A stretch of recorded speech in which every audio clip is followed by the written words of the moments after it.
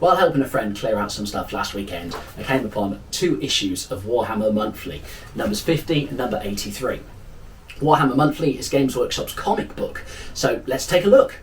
As you can imagine, Warhammer Monthly is released monthly. It's very much like the American comics like that, the same kind of size. It's about 32 pages, so it doesn't look out of place for kind of the Batman comics. The one key difference is Warhammer Monthly had lots and lots of different stories in, which is more like 2000 AD in the British comics. But the difference is British comics are released weekly. So 2000 AD, you'd run down to the newsagents every week, find out what your characters are doing. So sometimes some of these characters, you've got a long wait between issues. But that said, it seems to have succeeded quite nicely. Warhammer Monthly ran from 1998 until 2004. It won a few awards for comics, which is brilliant, although it does have the kind of unique prestige that it both won an Eagle Award and was cancelled in the same week. This is the 50th issue, and to celebrate the 50th issue, they did it a little bit bigger. There's in fact, a little bit bigger. It's twice the size as the normal magazine. So what a great way to start this bumper issue. We'll have a look at that. And then the other issue I've got is issue 83. Now, they only did 86 issues, so that's a good way of seeing what it was like at the end. So first off, I'm going to take a look at Warhammer Monthly number 50. This is the special giant-sized all-action 50th issue. Right, so opening it up, we've got... we actually have an introduction here. We've got Mark Gascoigne, one of the famous editors here, a few of the other guys, Christian Dunn, Richard Williams, who were also involved in the magazine. We've then got an overview of what to expect. So we've got Titan Forge of Heaven, Bloodquest 3, the prologue, Helbrandt Grimm in the Shadow of the Gallows, Kal Jerico in Colours, Darkblade in Dark Blades, The Redeemer in Blood and Circuses, and then Mordheim, Honour Among Thieves. So we've got 7 stories in here, which is quite a few. Normally I think it's just 4 in each magazine. So first up, Titan.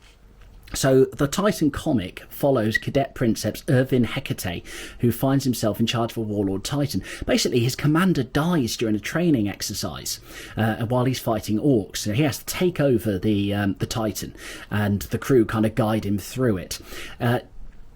It's pretty cool how the crew all work together, and it's a great insight into kind of the workings of a Titan. They're really, really good stories. In fact, there were enough stories that I think there's 3 graphic novels, and then there's even some books as well afterwards. So this was written by Dan Abnett. Dan Abnett wrote a fair few comics for Warhammer, obviously writes the novels, and he's not inexperienced with comic strips. He's also written Guardians of the Galaxy and Judge Dredd, as well as some others. So Titan Forge of Heaven, this is a single story, and in fact a lot of because we've got 7 stories here, a lot of them are just kind of one-offs. So you can see it's really nicely illustrated here. Basically the story of this one is that a damaged Titan recovers. It's either possessed by chaos or it's gone insane as its machine engine is damaged, its machine spirit is damaged, and they basically kill it. That's the end of the story there. So it's kind of short and sweet as that. I mean, to be fair, the Titan stories aren't massively complicated. It's a great little comic. The only thing that I don't like about it is the fact that it's this funny kind of square Warlord Titan design. I prefer either the newer designs of Warlord Titans, where they look more like a knight, or the original design of Warlord Titans from Titan Legions. We then have Bloodquest. So this is the prologue for the 3rd book. Bloodquest had a fair few graphic novels and stories with it. This is the story of, it's basically a tale of redemption from the captain of the Blood Angels, Leonatus. He loses Encarmine, the sword of Belerius. Now, the sword in Carmine is used by Sanguinius. We actually mentioned it in the YouTube video I did about the Primarchs. Now, along with basically the rest of the survivors of his company, which is about 10 other Marines, he has to go and get it back. So he undergoes a pilgrimage, again like Titan, first fighting orcs, and then off he goes to the Eye of Terror and takes on Chaos. There's some pretty cool characters in this. There's Cloten, who is an older Blood Angel who's been afflicted with Red Thirst. And then there's Lysander, who starts out as a scout, but is now a fully fledged Marine by part 3. And the two of them in this story are they're on a Chaos world, and they're basically trying to track down Captain Leonatus, who's disappeared at this point. So we've got some really nice kind of Marine Artworks here, we've got a nice big battle going on. It's kind of its time, the battle, actually. You can see dreadnoughts, but there's not many knights or anything. Warhammer 40k in the late 90s, early noughties isn't as big as it becomes. There's Cloten, there's Lysander. Lysander's lost an eye at this point. He's been around. They basically beat up a demon of some sorts, and they get directions onto where they go for their next adventure. So Cloten and Lysander actually had their own models released as well later on in 2002. There were a few limited edition models for Black Library characters, and Cloten and Lysander got their own little diorama. In fact, Bloodquest was so successful, they started looking at Exile Studios in April 2000, started looking at making it into a CGI film. And it was quite exciting to begin with, but 3 years later, they basically announced that it was put on indefinite hold, and so it's cancelled. This would actually be a really, really cool story for Henry Cavill to use as the new Amazon series. He... we want something that shows off Marines, but they also need to be going out on adventures and things. And I think Bloodquest could be a really, really good one for that. Next story is Helbrandt Grimm. Helbrandt Grimm is a kind of legendary mercenary in the old world. It shows you a slightly different side of the Empire. They have kind of human tales, not necessarily epic stories of war. When I worked at Workshop, it was quite good actually. They gave away a load of comics when we moved offices one time. I picked up a load, and I remember enjoying Helbrandt Grimm. This one I've had to read a couple of times to kind of get my head around what happened. But yeah, basically he goes out, he goes to find the son, finds him, and then in the process the dad is killed, and then the son murders the mother, and that's how that ends. So a lovely story there.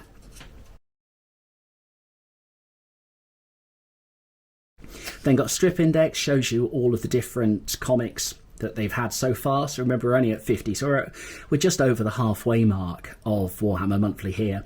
Got an advert for a calendar, 2002 Games Workshop calendar there. Looks like Inquisitor had just come out at this point. So on to Kal Jerico. Kal Jerico is a Necromundan bounty hunter. He's generally smarter than most of the Hive inhabitants, and then he's kind of got his sidekick Scabs, who is a half Ratkin kind of sidekick. Kal Jerico is actually in the current edition of Necromunda, and this is basically a little short full colour story where Kal Jerico and Scabs are stuck in the middle of a gang war.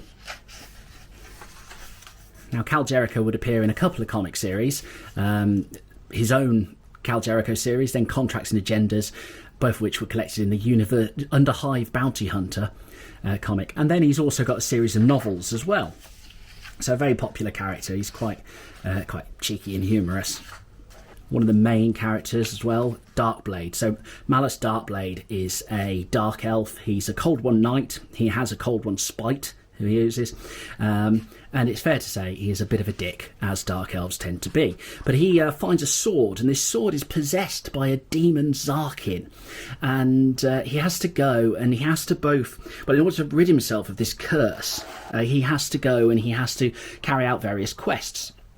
And quite a few quests. He was obviously quite successful. Well, successful as a character, not very successful actually at questing, as it took him 3 graphic novels and then a few novels as well for this. And he also got an official model in Warhammer as well. He was actually part of the Dark Elf army for a while. In this story, he basically ends up fighting himself. Spoiler. But there's this knighted character, you don't know who it is until the end, you find out it's Malus Darkblade. This artwork has a very kind of 2000 AD feel. It's black and white. I would have expected it to be colour, but the level of detail and just the style of art, he kind of has a very kind of British feel to it. And then we come to the Redeemer. The Redeemer is another character who gets a much larger story arc. This is written by Pat Mills. Now, Pat Mills was the creator, he did a lot of writing for 2000 AD, and he created Nemesis the Warlock. Nemesis the Warlock was in the mid-80s, early 80s, and he's one of the key influences on 40k. Again, such a big influence that I've made my own video about him and about the influence 2000 AD has on Warhammer. And the Redeemer is kind of a similar character to Nemesis. He's purging the Underhive. He is Redemptioners were essentially people who were part of the House of Cawdor taken to the extreme, and he's a redemption priest, and he was basically out in the ash wastes leading the word of the Emperor and just destroying deviants and mutants on his own crusade. And in the process, he discovered a plan to unite Ratskin, Scabies and Plague Zombies, and he defeated them. And that was published as a 4-issue miniseries, then collected as a single volume, which actually, as it happens, I own. So maybe we can look at that later on. And then there's also this 8-page story here. This is Blood and Circuses. In this, Clovis has been captured and is then made to fight in a circus against there's this kind of rhino character, and there's this giant gorilla mutant here as well. Unsurprisingly, he wins and he kills everything. This is very much a theme with the comic books, and that is the way of redemption. So our last little story here is Ulli and Marquand. They're a couple of brigands. Now normally they adventure in Mordheim, which is the city of the damned. This story here seems to be their last adventure as they get in a fight and Marquand kills Ulli. But with his dying breath, Ulli then offers him a drink of wine. And just at the very end, as we come out of this fight, you realise that the wine is poisoned, and so they both end up dead. And then this character who's been stuck in the cage the whole time ends up with the treasure. Ulli and Marquand did have some other comics as well. I think they're in Tales of the Ten-Tailed Rats quite often, which was a collection of Warhammer stories of comics. This, I guess, is their last one, but it being Warhammer, they may well get better. And now we're just at the end. We've got some good old competitions here. So a chance to win tickets to Black Library Day 2002, copy of every limited edition Warhammer, and everything that they released in 2002. So that would have been a pretty ace prize. And then there's Only War, which has got some adverts for the older novels here. Okay, and then an advert for the Lord of the Rings miniatures game. So that takes us to the end of Warhammer Monthly issue 50. They even did their own Elseworld comic called Warped Visions, and this featured kind of variants of the comic characters that they'd had. So rather than the Warhammer 40,000 Titan, they did a story which was a Warhammer steam tank and its crew. Rather than Malus Darkblade, who was a Dark Elf Cold One Knight, they did Malus Darkblade, who was a Dark Elder Reaver, and she had a jet bike called Spite, the same name as the Cold One. There was even Battle Sister Ephrael Stern, who was massively successful in the comic book Daemonifuge, which we'll talk about later. She was instead Ephrael von Stern, sister of Sigmar, and that was set in the city of Mordheim. Our next issue here is issue 83. So we're a lot further on. As I said, there's only 86 issues here. This is more the normal sized comic. So it's a stapled side. It's a lot thinner. I think this is 32 pages. I think the other one was nearly 60. Right, so straight away at the beginning, we've got our just 4 comic strips now. We've got changes are afoot at Black Library Towers. As of issue 85, Warhammer Monthly will be changing its name to the Warhammer Comic, and it's going to go bi-monthly, and it's going to alternate with Inferno. Inferno was another pretty cool magazine. Inferno was basically like a book of short stories, and that was released monthly as well. And they started to alternate these, was the idea. As it happened, I think they only did 2 issues, and then sadly it got cancelled. So our first story of this one is Of Ancient Blood. This follows a vampire called Helmer von Karstein, who's one of the lesser known Karsteins, so it's a Warhammer story. He's had some other stories before. This one sadly never gets finished, so he gets a second part in the next issue, but then his whole story arc never really finishes. In this one, it seems that vampires are attacking a village, and then a sister of Sigmar and some sort of worshipper of Sigmar is able to basically stop the vampire from killing him.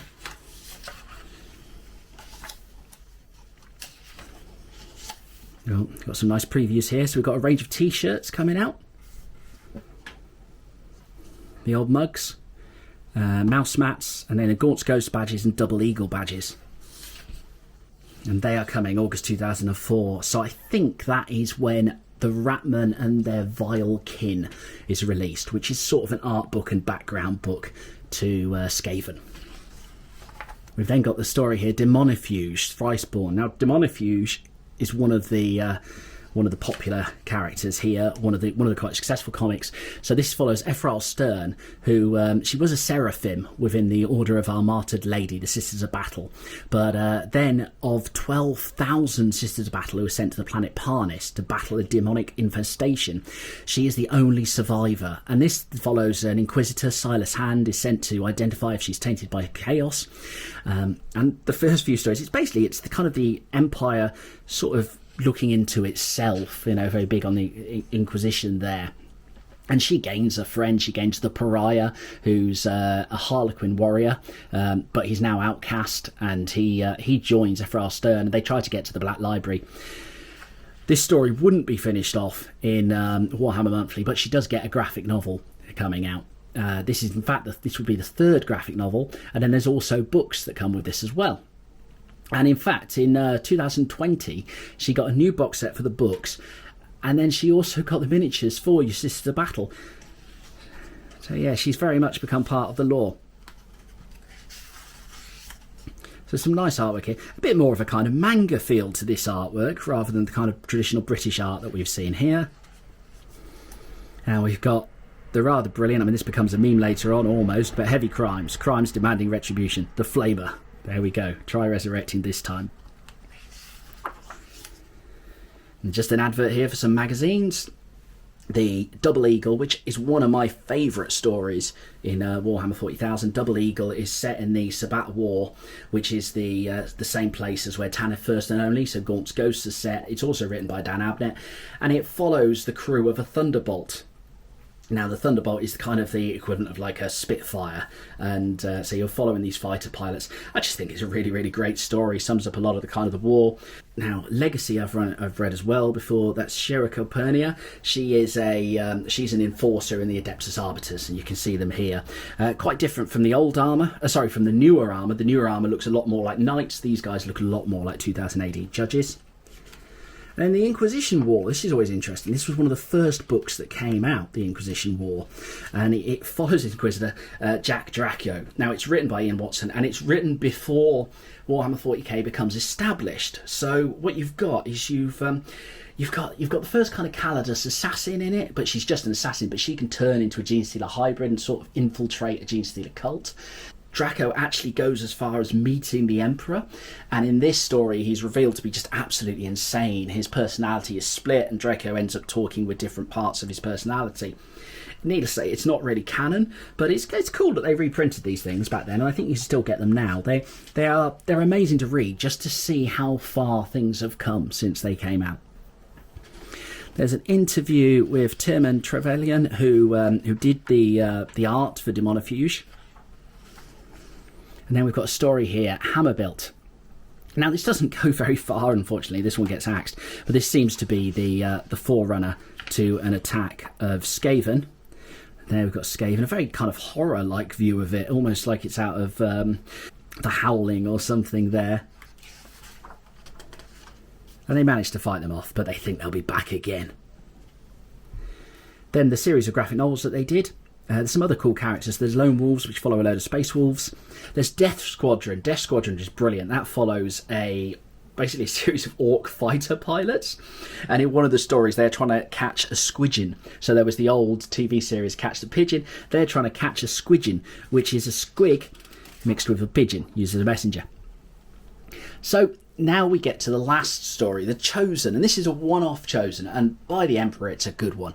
It starts off, it's a series of tribesmen telling a story about how the kings of the dead awakened. So there's the monolith who's wearing a mask, so it's a Necron attack on a gorgeous jungle world, and the Necrons march forward. We've got wraiths, we've got destroyers, lots of warriors, got monoliths.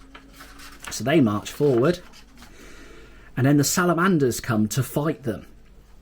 And the Salamanders are engaged in this massive war. Lots of death on either side. So much so that the Salamanders then basically call down an orbital strike on the planet, and in the process they destroy the Necrons. But then we've got this wonderful last scene here. So they've told their story about how they were saved from the Necrons by the Emperor, and in the process the planet has been absolutely destroyed. But at the end of it, it's hail the Salamander, hail the Star Emperor. They still believe the Emperor has protected them. It's such a great story. It sort of sums up everything that I just love about Warhammer 40,000. So that is Warhammer Monthly. Just one last thing. These are some of these first merchandise that they started to do in the Warp Artifacts range, so they're all pretty cool as well. Thanks for listening. I hope you found that interesting. I certainly enjoyed it. As well as the comics, I also got 3 copies, the graphic novels. I got the Redeemer, Bloodquest and Malus Darkblade comics. If you'd be interested in me doing another episode where I look at all 3 of them individually, please shout up in the comments below. Same if you've got any other ideas, that'd be great. I say, quite new to all of this and kind of finding my direction at the moment, so please let me know what you're interested in. Don't forget to like and subscribe, and please tell your friends. Cheers, I'm Steve and this was Toys in the Hood. Thanks.